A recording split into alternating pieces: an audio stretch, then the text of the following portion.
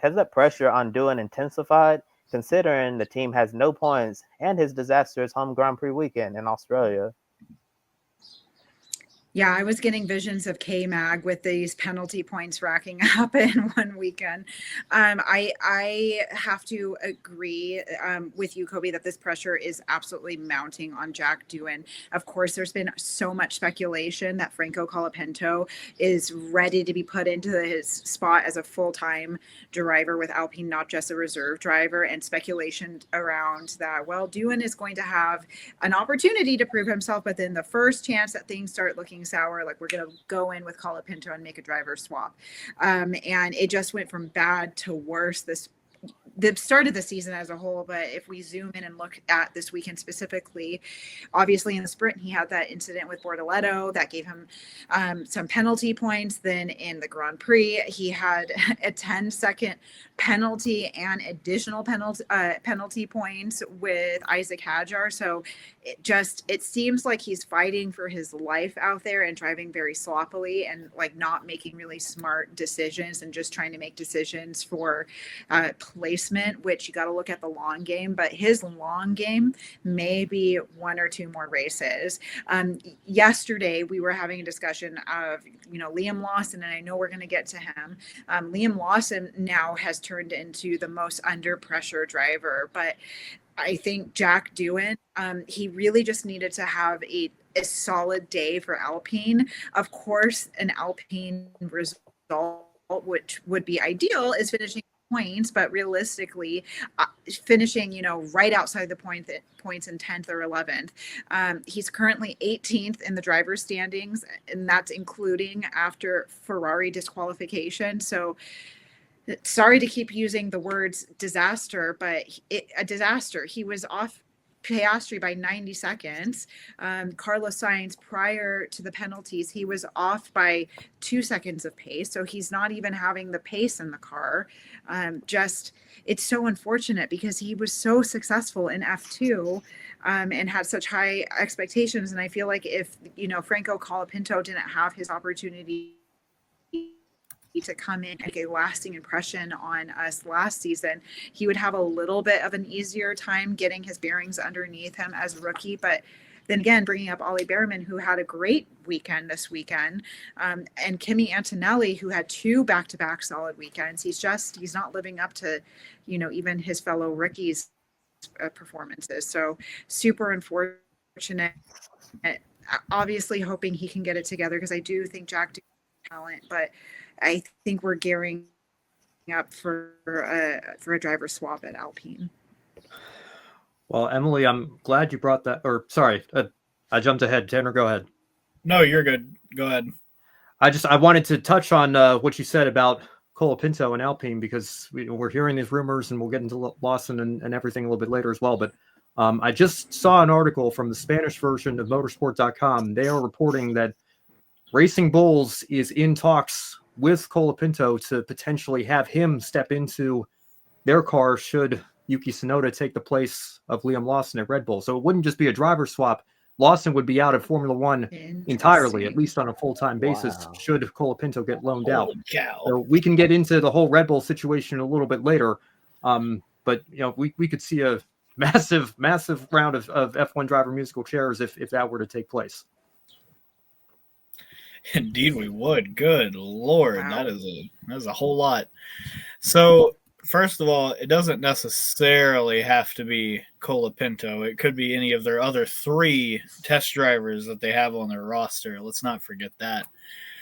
But, yeah, the pressure on Jack Doohan is definitely mounting, and it's kind of unfair to him. Like, let's be honest. Like, for you to finally have your dreams come true and you're on the F1 grid, you're one of the 20 best drivers on earth, and I say that with scare quotes because, let's be honest, are the 20 drivers that end up on the F1 grid really the pinnacle of motorsport when they're having as many mistakes as they had last week?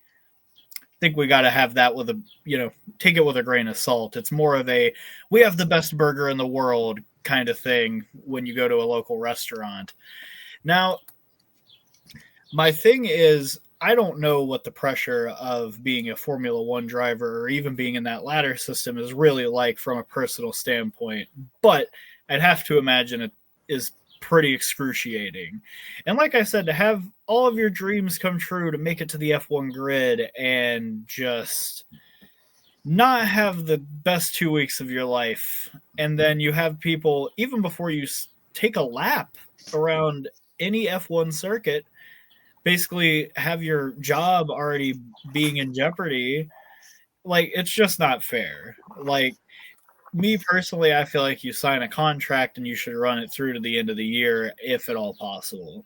And I just do not think Doohan's really getting a fair shake here. And I hate it. I hate that this is a discussion that we're having in the middle of a season. Like, it's different when it's like, say, the NFL, where if your team needs a wide receiver, you just go out and trade for them, or you sign one off somebody's practice squad. F1's a bit different. All these drivers, they're so specialized and so elite in a way that they almost seem irreplaceable until you obviously look at their ladder system, where they have an entire mill of drivers to choose from.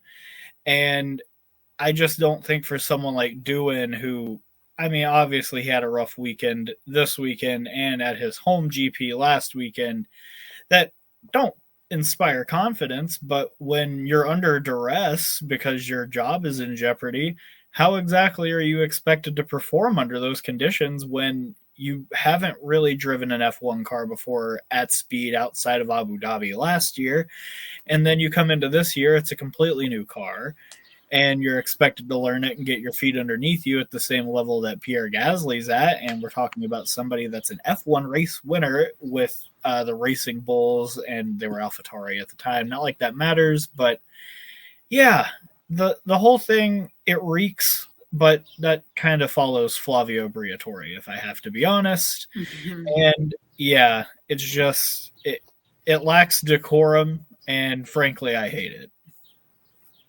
Yeah, and of course, Gasly disqualified from the race too. Everybody's talking about Ferrari, obviously, but there were 3 disqualifications Yes. from the results this weekend. So, really not good weekend for Alpine across the board. And as Kobe mentioned, still looking for their first points. But yeah, I mean, I don't have too much to add. We'll obviously get into the Red Bull Racing Bull situation, in just a moment here. But I don't know. I mean, again, if I know Alpine has.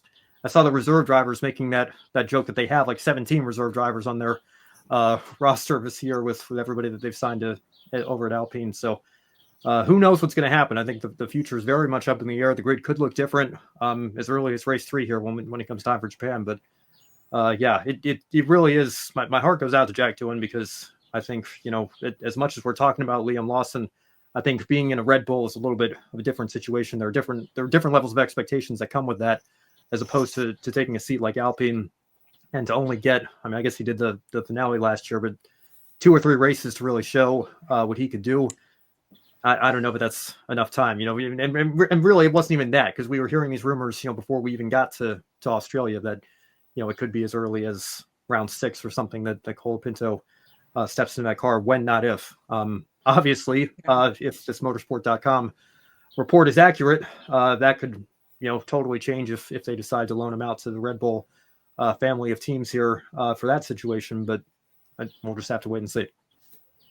Yeah, definitely a way to see, but I totally agree with you guys. It's unfortunate the situation that Jack Doohan finds himself in. Can you imagine getting hired for a job, and then your boss basically tell you, we don't really want you here, but if you screw up, make just one big mistake, we're going to fire you and move on, So you can't really expect anybody to perform well under this type of pressure. And some of the mistakes that we've been seeing from Doohan so far in the first 2 race weekends, I have a feeling that may have something to do with the type of pressure that he's under, because just even the slightest thing goes wrong, that's like a strike on him. And then Flavio Briatore is, going to be licking his chops, so he can put in his driver Colapinto, who's clearly, one of his favorites out there.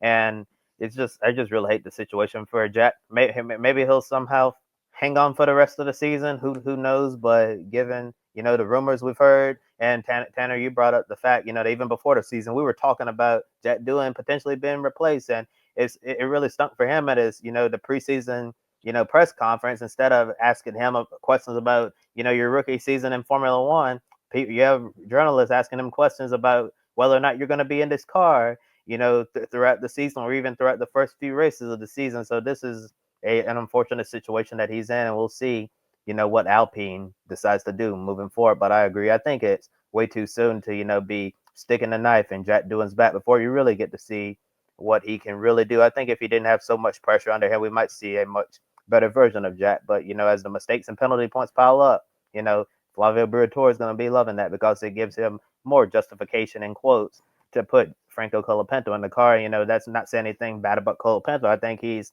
an incredibly talented young driver, and I think he deserves to be in Formula One. I would just hate for it to happen under these circumstances. And we're also falling into developments regarding Liam Lawson's future, as we've already talked about, as a Red Bull driver. After only 2 race weekends, Lawson failed to make it out of Q1 in both sprint and Grand Prix qualifying. He didn't score points in either race. During the Grand Prix, he was running 17th ahead of the 2 Saubers and Alonso, who was the only retirement of the race. At one point, the camera showed Lawson's Red Bull getting passed by Ollie Behrman in the Haas, and and like I said earlier, when Behrman went by on radio, he said "ciao," because I'm sure that they really injected some ice in Ollie Behrman's veins, to be able to pass a Red Bull and a Haas. But once Yuki Tsunoda had that front wing failure, forcing an unscheduled pit stop and receiving this time penalty, plus the 3 drivers who were disqualified, this promoted Lawson to 12th place. So despite all of that I just mentioned, Liam Lawson still wasn't good enough to get promoted into the points. And according to Autosport, Red Bull is starting to have discussions about another driver swap, with Lawson potentially returning to Visa Cash App Racing Bulls and Yuki Tsunoda getting promoted to Red Bull as soon as the Japanese Grand Prix, or as the article that Ben just alluded to, Liam Lawson might get just fired altogether, and out of Formula One, which would be insane. And after a second disappointing weekend, Lawson said he needs more time to adapt to the car, but he also acknowledged that he doesn't have that amount of time, to actually get to learn the car. Ben, would it be insane in your opinion for Red Bull to give up on Liam Lawson after only 2 race weekends, or should he be given more time to prove himself? It's tough to think of the word insane and talk about the Red Bull situation when you think of this team's history. And like I mentioned on yesterday's pre-race show, you can go all the way back to when Max Verstappen was driving at Toro Rosso at the time, and they weren't afraid to demote Danny Kvyat after just 4 races in the 2016 season. So these mid-season driver swaps have been rumored sporadically since 2016 between their 2 teams here. What was insane to me was giving Checo Perez that 2-year contract extension in the middle of 2024. And then what was even more insane was, and maybe their hand was forced because they did that, but letting the situation drag on as long as they did, when they've been notorious for making those swaps, whether it was Verstappen for Kvyat or Albon for Gasly in 2019, 2020, in that situation there. It was insane to me that they were letting Checo continue to struggle and fall off the pace. And what did we say? It was 45 points across the last 17 race weekends. That was less than 3 points per race that he was scoring, and they still let him finish out the year. And then you're going to turn around and you're going to promote the guy who only has half a year's worth of Grand Prix, maybe not even. Now we're up to 24 races per year. Forget exactly what the number of starts was off the top of my head. I feel like it was in the 9 to 10 range that Lawson had between his call-ups and everything. But he's the guy that gets promoted over your driver who's impressed in AlphaTauri and Racing Bulls and has been there for 4 full years. What more did Yuki Tsunoda need to do? And now we're at the start of 2025, and we're talking about Liam Lawson. I mean, 20th place. You can't get any lower than how Liam Lawson has started the year. I don't think it would be insane to acknowledge we made a mistake. We should have promoted Yuki. Maybe Liam wasn't ready yet. He needed some more experience.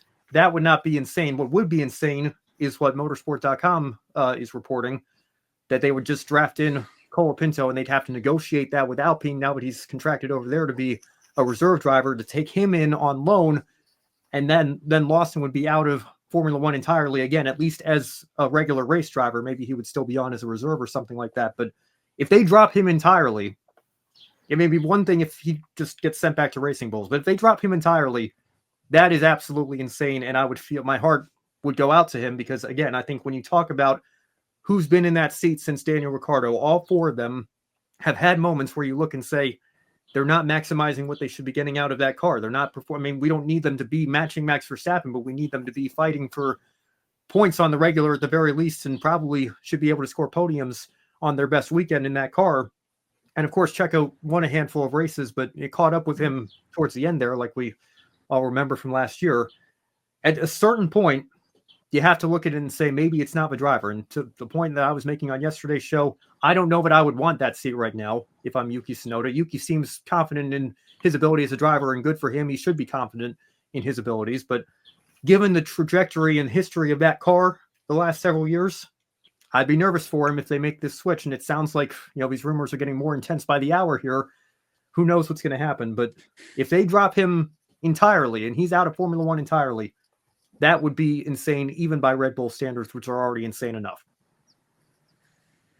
Yeah, I agree with you, Ben. I think that would be the more shocking than the latter of him just being replaced at Red Bull. And I just want to put this and have a mic drop moment, similar to Ben's mic drop moment about the Ferrari's disqualifications. The only cars that Liam Lawson passed on this race weekend for the Grand Prix were two Saubers. Yuki Tsunoda had his front wing just fall off, still unknown how that managed to happen, and then Alonso's brakes caught on fire. So those were technical issues with the cars. So for a Red Bull to only get two cars passed on his own doing, with that entire field, with Alpine in front of him, with Ollie Behrman overtaking him with that very iconic chow, as Kobe mentioned, that's just again devastating for Liam Lawson, a disaster for Red Bull. Again, we had the discussion, does Yuki even want to go in that car? They were talking about it on the pre-race earlier. Let's see what Max Verstappen does in a racing bull. Curious to see if that car truly is that much better than a Red Bull and built better. Is Max Verstappen going to be, taking that car around and making, more of that than the current car that he's in a Red Bull? These are all ifs. I will say, just to kind of add on to that, if I was thinking to myself, I remember the speculation about who is going to go into that Red Bull seat. And I know when the discussion was happening about, with Lawson joining Racing Bulls, it was a lot of speculation around it was due to his contract, and he had to have a certain amount of races under his belt before he would become a free agent and be available to be talking to other teams. So I'm started to think again, I wonder if they put in Lawson to see if if there's any talent there, because to your point, Ben, what more does Yuki Tsunoda have to do? He is consistent. He is, not all the time, not every race weekend taking away with positive points, but there a lot of the times he's getting a Racing Bull into Q3. He's taking out of the Grand Prix weekend. Last year, I would say 80% of the points, without pulling it up in front of me, of the overall constructors' points for Racing Bulls were because of Yuki Tsunoda and not because of Lawson and Daniel Ricciardo.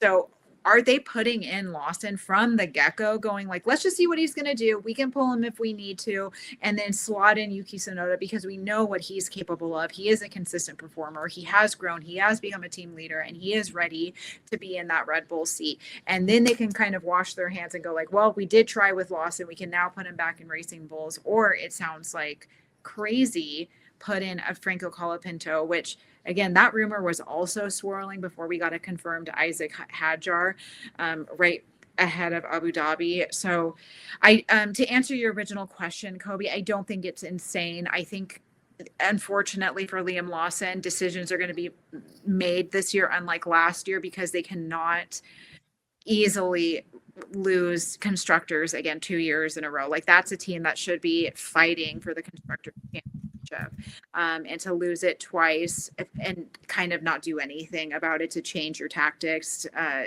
that's insane to me. As I touched on in the previous question about Jack Doohan, I don't like this. I think that Lawson kind of started this season on the wrong foot. He was not given a fair shake, I don't think. Obviously we can say what we want about, he had a whole off season to help develop and learn this car and get fast with it, but the honest to God truth is that this is just the Red Bull way at this point, and it's kowtow to every demand that Max Verstappen has at all costs and ditch anybody else that gets in the way. And it's getting exhausting. Like, I hope that if Tsunoda takes the seat, he is the guy that finally breaks this mold. But how many drivers have we seen either get in the second Red Bull or get into one of the racing bulls and just get pitched to the side so casually? It's getting innumerable at this point. And I mean, I think that this article that Ben referenced, sorry, not Ben necessarily, but Kobe perhaps, about Lawson doing a sim with Ford for a NASCAR at Bristol and Coda. Like, dude, why are you doing that? No offense, like, I get you have free time and all that, but maybe get better at the main job before we start looking at other avenues to explore. I just don't feel like he was given a fair shake, and I think that can go for anybody that's been saddled as Max Verstappen's teammate. The guy likes a particular kind of car, and unless you can find a guy that likes an exactly similar kind of car, you're not going to find a suitable teammate for him. And I just feel like if you continue to engineer your car for one person, it's just completely ridiculous to even have a second car out there, to be quite frank. So yeah, I'm getting a little sick of this whole Red Bull nonsense that we keep indulging every single year. It was really nice when Checo was at least somewhat competitive, so that way the talks would just stop. But even then, we were still talking about their ladder system with Ricciardo having to get slammed back into it after he gets dumped by McLaren.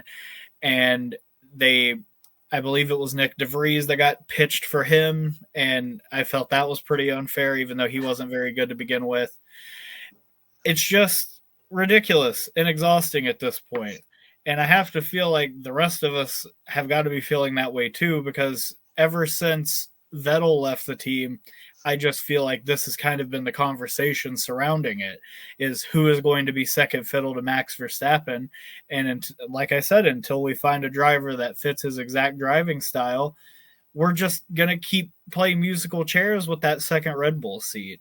And I hope, like I said, I hope that Tsunoda is the guy that breaks the trend, but at this rate, I just don't know anymore.